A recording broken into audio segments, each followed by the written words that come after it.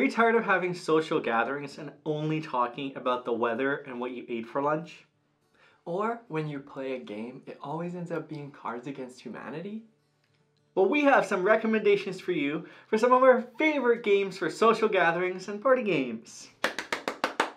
Let's kick it off. It's your choice. Make a difference. That's the slogan of Just One, and that's the first game we're going to be talking about. In this cooperative game, you'll work towards getting as many points as possible based on guessing the right words. On your turn, you get one of these cards, and you'll pick a number from 1 to 5 without looking at it. Everybody else will see the word, and they'll have an opportunity to write a word that they can think of on this little whiteboard. Secretly, this will happen, and then everybody will compare their answers. If there are any similar answers, you've got to put them down because there can only be just one of them. From there, the guesser will look at all the clues that are available and they'll have an opportunity to guess the word. If they guess right, points for the whole team. If they guess wrong, well, you'll get unfortunately stuck with losing more points than you want. Anyways, that's Just One, and it is a blast to play this cooperative game of guessing, of intrigue, and of fast-paced writing down what the first thing is that comes to your mind. Now let's talk about Doodle Dash, where a simple drawing can go a long way. Now, similar to Just One, the guesser will get a card that they won't look at and show it to everybody else. And they'll pick a number between 1 and 7. Whatever they choose, everybody else has to draw. They'll start drawing, and the first person who thinks they're finished their drawing will grab the golden rod. Now the second person will grab the dice and keep rolling it until they reach the stop sign. At that point, everybody stops drawing. Now the guesser first guesses the first person's card. They look at their drawing, see if they make something out of it, they take a guess, and if it's right, both of them get a point. If not, they move on to the second person, the person with a dice, and do the same thing. Now at that point, if they get it right, only the second person and the guesser get the point, not the first person. But if they get it wrong, it goes to everybody else. Now everybody else gets to show their fantastic creations of drawings, and at that point, if the guesser gets it correct, all of those people, with the exception of the first and the second person, get a point along with the guesser. Now if the guesser doesn't get it right, nobody gets a point. I really enjoy this game because it can really go any way. And it's so neat to think about what is the fastest possible way for me to draw this while it's still being legible, while people can still understand it. And that point really provides so many laughs to everybody. This game, you'll be howling laughing the entire night and you'll want to play again. I've had an incredible experience with this game both times. I really like it. So we really encourage you to check out Doodle Dash. Are you an artist? Did somebody say artiste? Well, take a look at MonsDRAWsity, the next game on our list. Do you like drawing? Do you like describing things? Do you like high pressure? Well, MonsDRAWsity is a game for you. During this game, you'll take the role of either an artist or a witness. When you're a witness, you'll get 20 seconds to look at one of these amazingly drawn monster cards. You'll have to place it down, and then you have 2 minutes to describe to all the artists what is going on with the monster. Those artists will take a swing at drawing the best monster that they can and recreating that picture that you were looking at. If they draw it the best in your mind, they'll score points. And if the collective group decides that one of the pictures is best to represent the monster, that person will score more points. You'll go around drawing these crazy monsters and hopefully score a bunch of points while having an absolute ball. The best part about this game is you don't have to be an artist. It's actually, in my opinion, better if you just draw as fast as you can and see what comes up. Well, that's MonsDRAWsity. Now let's talk about Similo. Now this is one of my favorite, most simple games that you can play and pull out because it's always going to be a hit and it plays so quickly you can just keep playing. So the premise of this game is to find the secret character.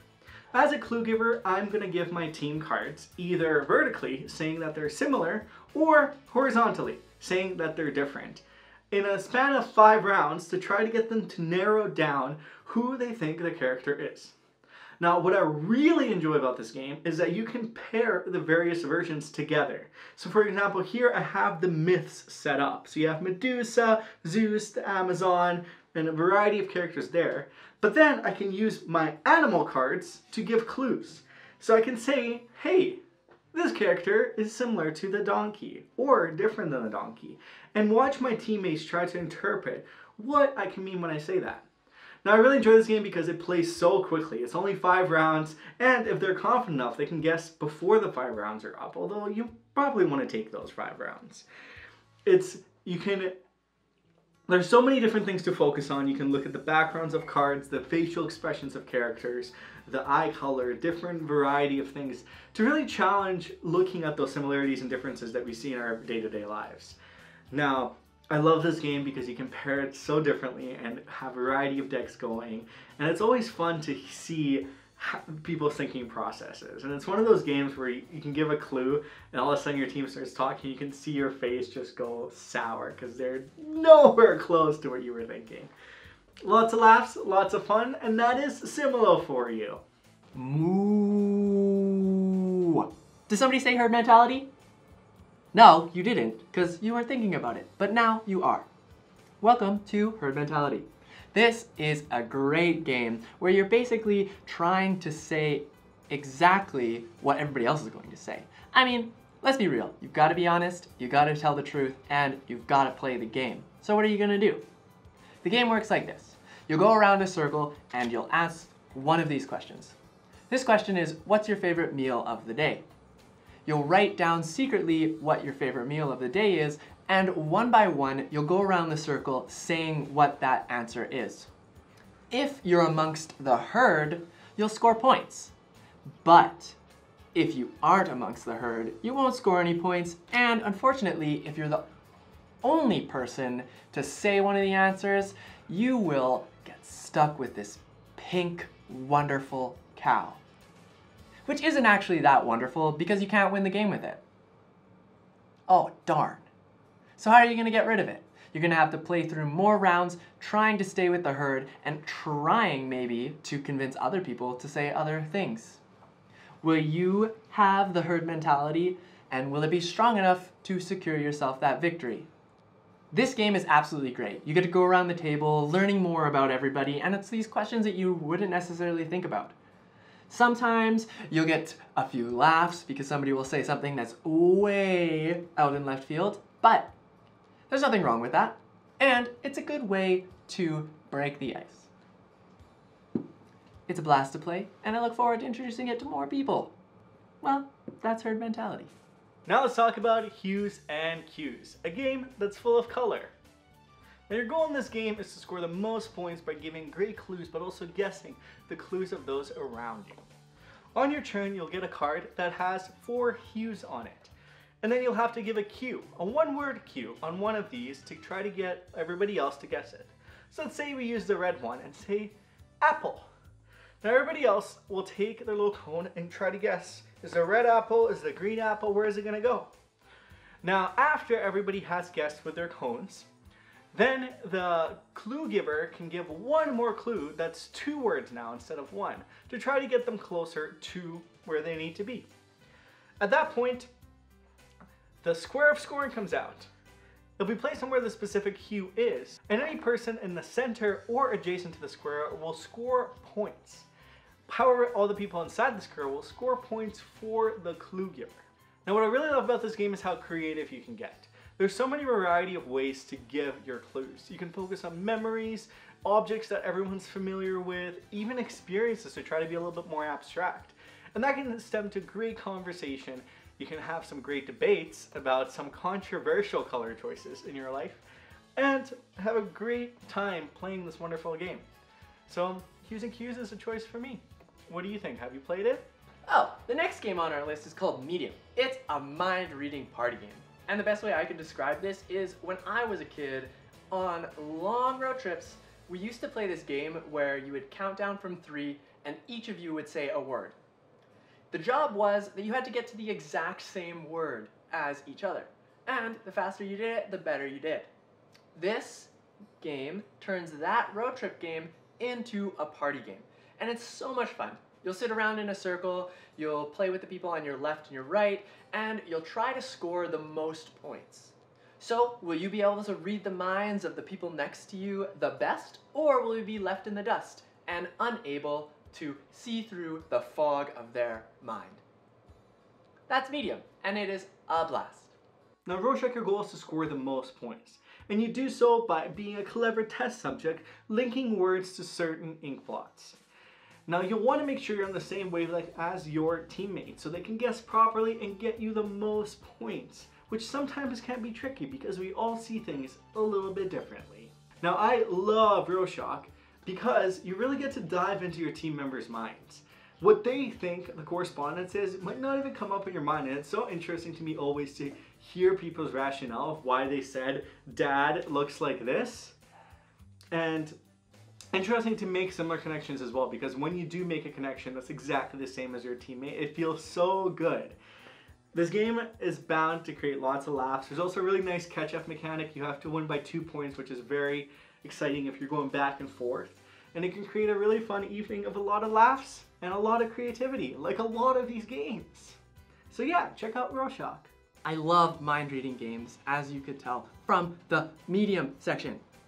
Well, I've got another one that is exactly like that. Well, not exactly, but it deserves its own spot on this list. Let's take a look at Wavelength. Wavelength is this game where you'll try to get on the same wavelength as your friends. You'll be given this cue that will have a dichotomy. So this one, for example, has looks like a person or doesn't look like a person.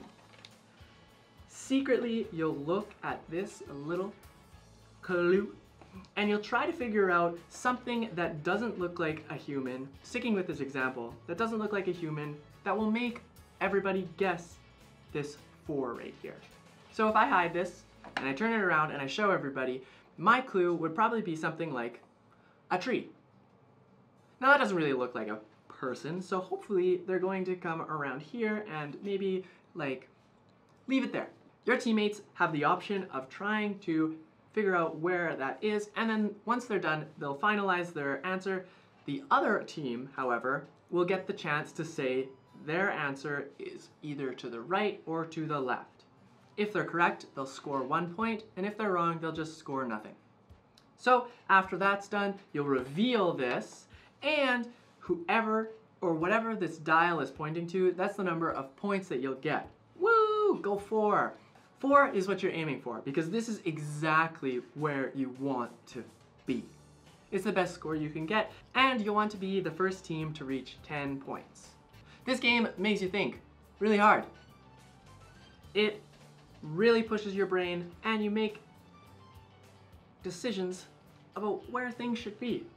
It gets harder and harder the closer and closer you get to the middle, because what is half doesn't look like a human, half looks like a human? Who knows? Maybe Mount Rushmore? Because it's human. Well, this game is a lot of fun to play. You can play it with as many people as you want, technically, and you have a blast being the guesser or the person that has to give the clues. Now let's talk about Match 5, a game where you're trying to take 2 different concepts and link them together into one. Now, the way the game works is you'll roll the dice and you'll place them on these boards corresponding to their titles. Then you'll flip the timer 3 minutes and make 10 links if you can. Now, the way you make links is, for example, in the first one, it's a red and a white link. So if you look at red, it's magic, and you look at white, it heats up. So what's something that magic and heats up? You can probably say cauldron if you're thinking witchy magic. And you'd write that down. Now your clues can be one thought, one word, they can be clever, they just have to be a link. Now once the time is up, you'll read your answers out loud, starting with the first one and going down. If you read your answer and somebody matches with you, they'll say match and both you get 2 points. Now if your answer is valid, that's agreed by a majority of the table, you also get 1 point. If it's something that's a little bit obscure, maybe your table doesn't agree with, then you can have a feisty vote and vote them down, which we've done in the past. So you'll keep playing for 2 rounds. You'll make 20 links across the whole game and have an opportunity to get the highest score possible. At that point, you'll compare with everybody else, and whoever has the most wins. Now, I really enjoy this game because it gets you thinking really creatively. There's some really obscure things in here, like trying to match. Some of them are easier, like a forest and a tool. You can say axe, because you use an axe to chop down trees. But then something that's magic and yellow, maybe it's a shooting star? Is that really yellow? I don't know. But you come up with really clever clues, and then it's bound to create some laughs once you start reading them out loud. You'll get some looks that will be like, is that really, is that what you're gonna go for? Is that what you really have in mind?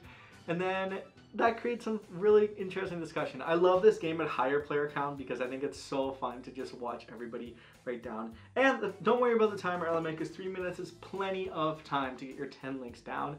And if you miss some, you probably weren't gonna get them anyway, because some of them are just tough, and that's okay. And that is match 5. And that's our 10 games! Yay, 10 games! There's so many more, but these are some of our favorites that we love sharing with our friends and family. Especially since COVID happened, because we've been able to play some of these games via the interwebs, and it's been quite fantastic. Well, what are some of your favorite social gathering party games that you love bringing out for a group of people? Let us know down in the comments below, and maybe if we don't already have the game, we'll have to check it out. Definitely. Well, thank you so much for watching. If you know what to do, if you like this video, give us that thumbs up, hit that subscribe button, and that bell notification, just in case you want to see more videos by us. And stay tuned for Friday, because we have a special announcement video for you. What could it be? What could it be? Well, thank you so much. Have a great day. And don't party too hard, because it's Monday. Bye! Bye.